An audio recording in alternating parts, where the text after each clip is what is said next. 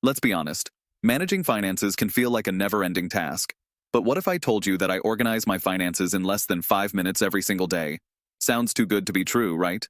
Stick around, because I'm going to show you exactly how I do it, and I'll share a tip at the end that most people overlook, one that can save you a ton of time and stress. The first thing I do is get clear on my goals. Every time I sit down to review my finances, I start by reminding myself what my current objectives are.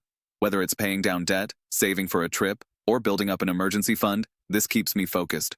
Trust me, without a clear goal, it's easy to get distracted by the endless details. So take a second to remind yourself. What's your goal? Now, I use a tool to track everything. I personally use an app that consolidates all my accounts in one place. I've tried many, but I like this one because it shows me the bigger picture without overwhelming me with a ton of irrelevant data. You don't need to have the perfect app, but find something that works and keeps everything connected. This way, I don't waste time logging into multiple bank accounts or credit cards. Everything is in one place, and it saves me valuable minutes.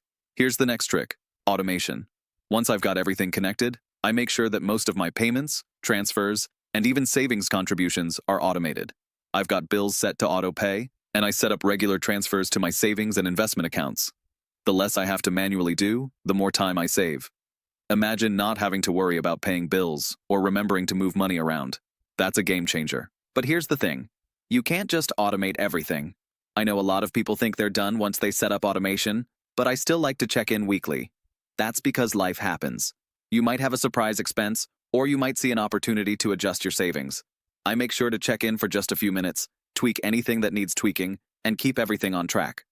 Now here's something I do that most people skip. I track my spending, but not the way you might think. Instead of obsessing over every coffee or every meal out, I focus on the big ticket items: my mortgage, car payments, subscriptions. These are the things that make or break my financial health, and I've found that by focusing on the bigger picture, I can keep track of my spending without getting bogged down by minor details. Here's where it gets really good. I've learned that reviewing my finances doesn't have to be a massive event. I don't need to set aside hours. Just 5 minutes is enough to keep everything under control. That's because I'm always staying on top of it, not letting things pile up. This consistent, quick review prevents me from feeling overwhelmed when I need to make a bigger financial decision later on. And here's the final part. Something you need to hear if you really want to level up your financial game. Most of what you see on YouTube about finance management is sponsored or incentivized.